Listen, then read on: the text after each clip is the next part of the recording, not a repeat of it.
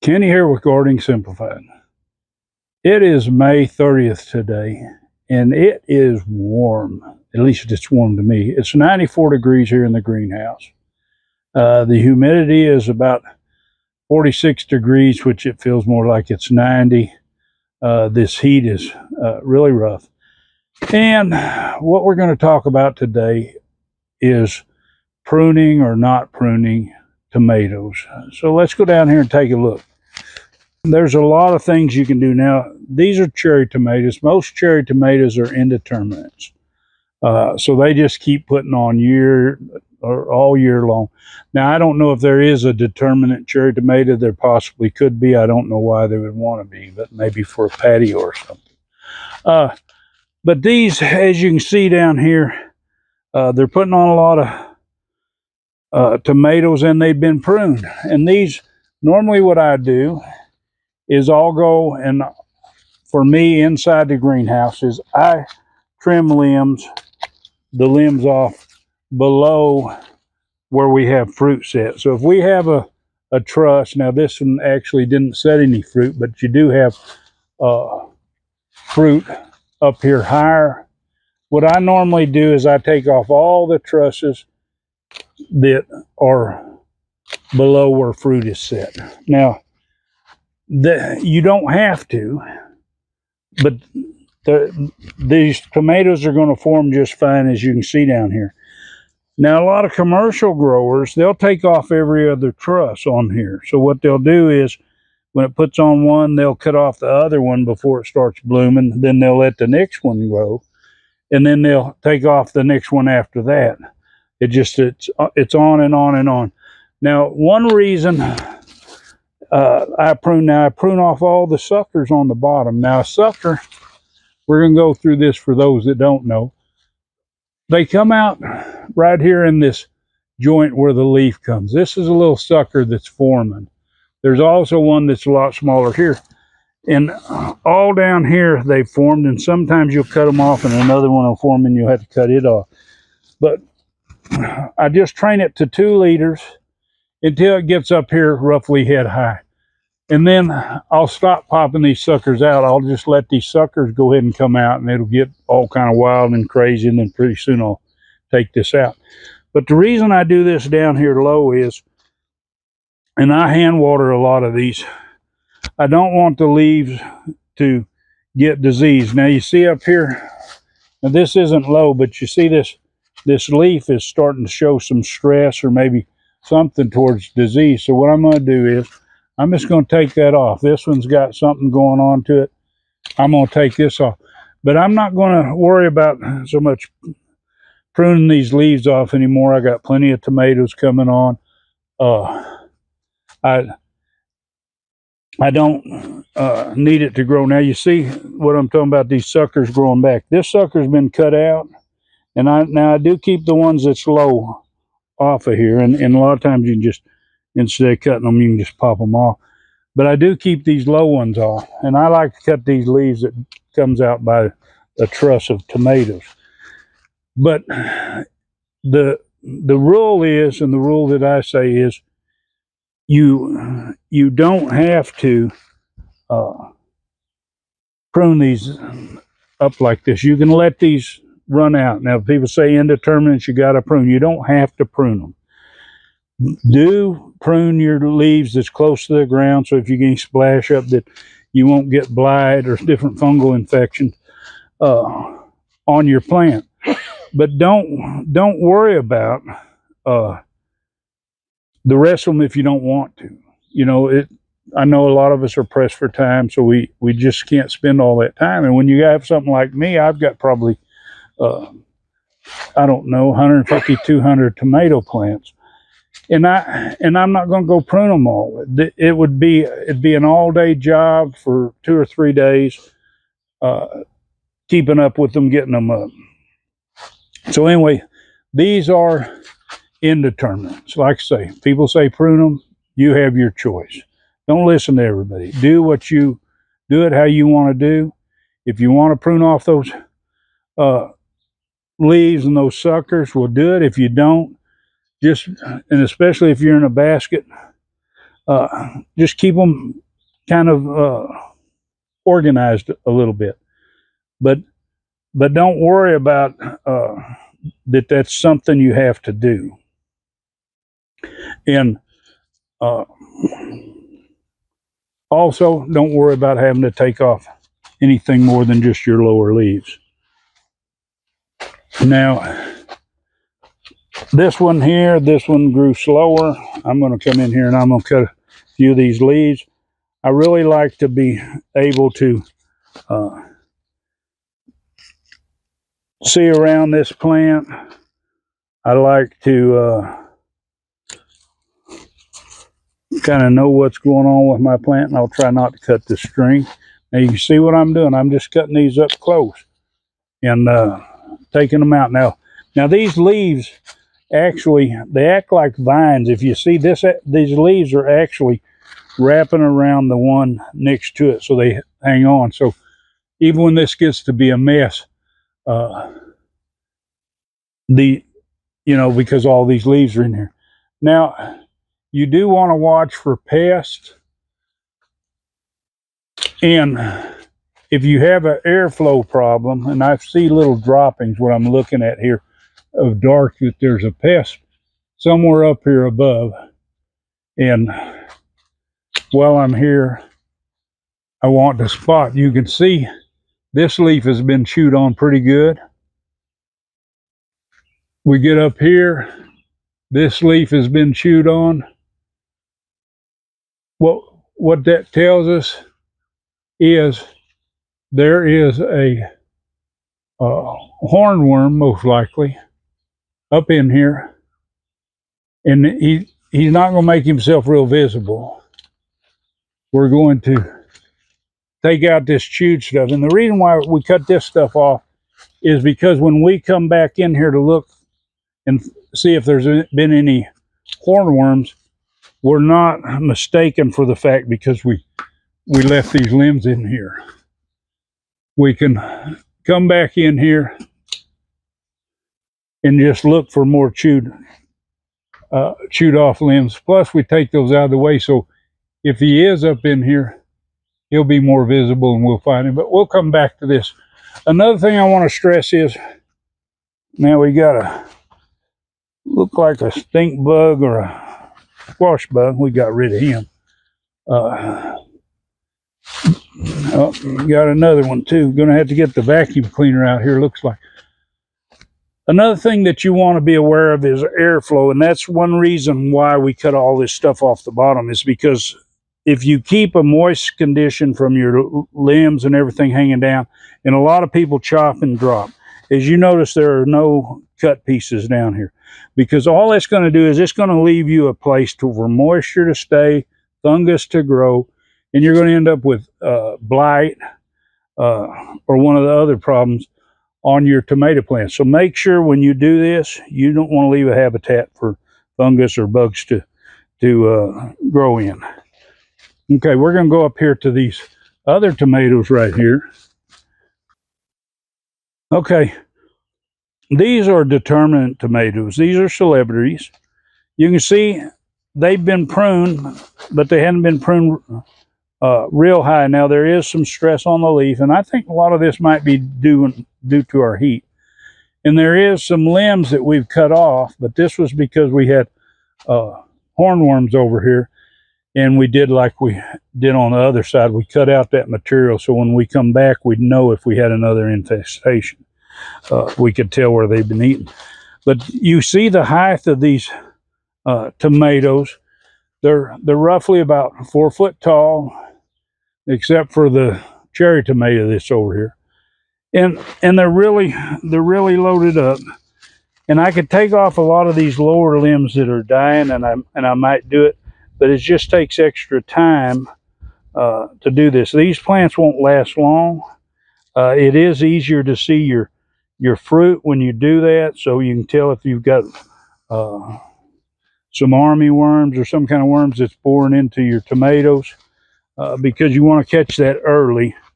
But always look for black excretions or their poop on the plant somewhere.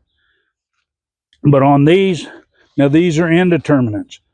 Indeterminates, now I do prune suckers off that are low. I leave a good clean area next to the ground. But besides that, and this is in my greenhouse, besides that, I don't prune. I just, they're indeterminates. I tie them up best I can to keep them where they'll be contained. And we let them grow because they're going to grow only so long. They're going to set all their fruit pretty much at one time, or maybe two little sets, and then they're going to turn around and they're going to be done for the season. So we're going to get rid of them. But anyway, let's go out and look at the tomatoes out in the rest of the garden.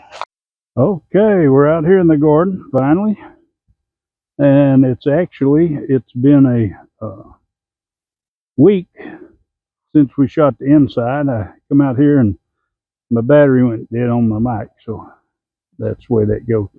Now these are indeterminate tomatoes too, and someone's leaning on out. I could just chop those suckers off, but I'm not. But the heat is playing a hard job on them. They're still making tomatoes. Now, for all of you that don't know about tomatoes, they have what they call a perfect flower. Now these are opened up. Pollen should be good and dry or I say dry, it's actually tacky. But you can go down here if you're having a problem with your flowers setting, and they say, oh, when it gets above 85, they're not going to set. That's baloney. What happens is when it starts getting warm like that, your flowers start getting drier. There's no nectar. It's not as much pollen. So either you got to do some extra watering, and I don't suggest you put the water down on them, but you will have to do some extra water. Now these are starting to get some blight down here on the leaves, and I could cut them off, and I might come down here and trim. Now these are celebrities. They're determinate tomato, but these are actually they're getting pretty close to some of them 5.5, close to 6 foot. Normally about 4.5 foot is what I'd say they'd go. Now this year I Florida weaved, and I think that's part of my problem is normally I do baskets, but I said I was going to Florida weave, and when I started into this and it got to be such a mess, I said I wasn't going to do it anymore because it makes it harder to pick tomatoes. It keeps the leaves to where the airflow doesn't flow as well. Normally a lot of these leaves would be bushed out more in a basket and air could flow through. Now these other ones, these are Rutgers, and they're determinate too, but you can see down there in the middle, those are they're just quite a bit taller. And I don't know if there was a seed situation or these just got taller, but these are as tall as some of the celebrities. But normally about 4.5 foot on most of your determinants. Now when we get over to here, we have indeterminates. Now none of these have been pruned except the initial when they were younger to keep their leaves off the ground, and they really do need to come back and prune some and get the leaves back up. It'd be nice if I had some type of fabric or something to keep them off the ground, or keep to where we wouldn't have that problem, but that's not happening. But anyway, they're steadily blooming. A lot of people say, well, they're going to stop blooming whenever it gets hot. Well, believe them or not, that's up to you. I'm just telling you what I see. Okay, these here, this one here, and apparently I didn't see one this morning that was changing. Maybe it's just changing more on the evening, but I've been picking these kind of as soon as they start changing pretty good, because and this one looks all right, because I've been having some worms come off in here, and I'm watching this. I'm kind of afraid to even say, but I'm watching this tomato right in here, because This tomato is like, well, I got a big hand, and this tomato is big. And I would start bragging on it, but I'm not going to count my chickens before they hatch. Anything can attack it and mess it up. Now, when you start doing with heirloom tomatoes, you can see different things that are characteristic of them. But and this is Kellogg's breakfast, and there's a unique flavor to a lot of these heirlooms that you don't get in those hybrids. In fact, the hybrids I think don't have much taste at all, but I do plant some. But anyway, we're going to get back to this pruning situation. Now, this, you can see we're getting hit pretty hard with some blight down in through here. And these are cherry tomatoes, they're indeterminates. These over here are Cherokee purple, which are indeterminates too. And they're just loaded up, and we got another little fellow here that's wanting to suck the juice out of there. I don't know if they're stink bugs, squash bugs, whichever. They're just bugs that's not good bugs. So that's one reason why I try to take my tomatoes off early. But a lot of times you say heirlooms don't produce good. Well, this is a Cherokee purple. It's starting to get some ripe, but I don't think this tomato plant here's got any problem producing. It's got 1, 2, 3, 4, 5, 6, 7 right there in that little area. Now, it doesn't have a lot more up higher, but I'm sure it's going to put on more. But when we talk about these suckers and stuff, like I say, I try to trim them off when they're young, and I trim the leaves off when they're young. Now, once your plant gets older and it starts getting blight and such, now I'm going to try to pop this sucker out of here. It'd be easier in the morning, but and that wasn't a sucker. Let me find one. When you want a sucker, it's about near impossible to find one. When you don't, they're all over the place.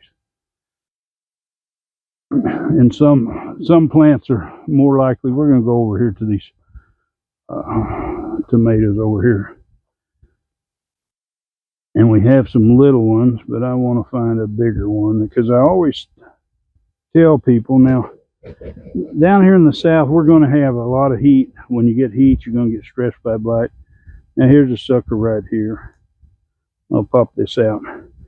This is an excellent sucker for pulling out when your plants get older. When they start to blight starts to hit them, they're going to die, and you're ready to start your second crop. And today's June 7th, so we've been about 8 days since we did the inside.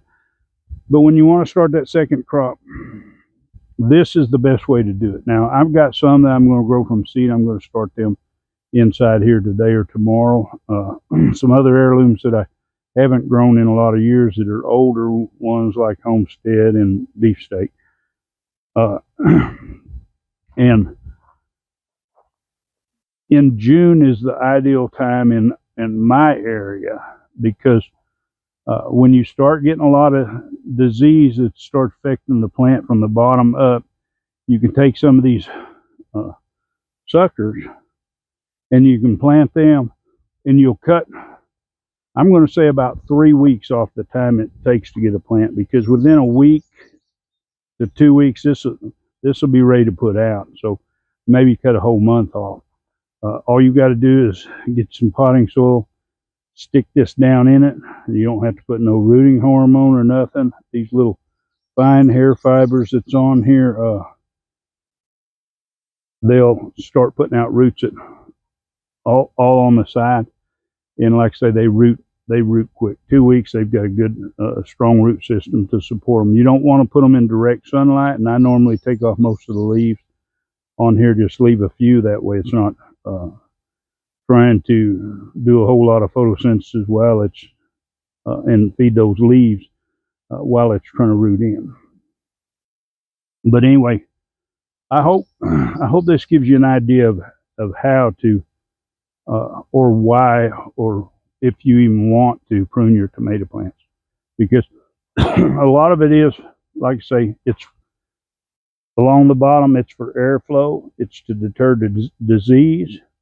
Once you get uh, that taken care of, uh, and it comes up, now if you plant your tomatoes right, you won't need to have any extra airflow through there, and they should do really well. Now, these will still do good. Anytime you get blight like that on the bottom, you can usually just clip it off. You take out all the affected leaves that's affected even a little bit, and uh, take care of that. Now, my tomatoes, it's in the greenhouse. I have 40% shade cloth, so that makes a difference when I take all the leaves off that may shade the tomatoes. Now, down in the south, if your tomatoes are out in the open and you take all the leaves off and they're in direct sun, especially afternoon and evening sun, there's a good chance that you're going to end up with some tomato sunburn. It's going to scald those tomatoes, and you could ruin some. So you want to be aware of that. That's why a lot of people like varieties that really have a lot of leaves, because they'll shade the fruit on there and keep it going and keep it protected from the sun. But anyway, I hope you enjoyed this. I thank you for watching. And if you want to see more, of course, hit the subscribe, hit the bell, and select all, so you'll be notified each time I upload a new video. And of course, give it a big thumbs up. Enjoy that gardening experience.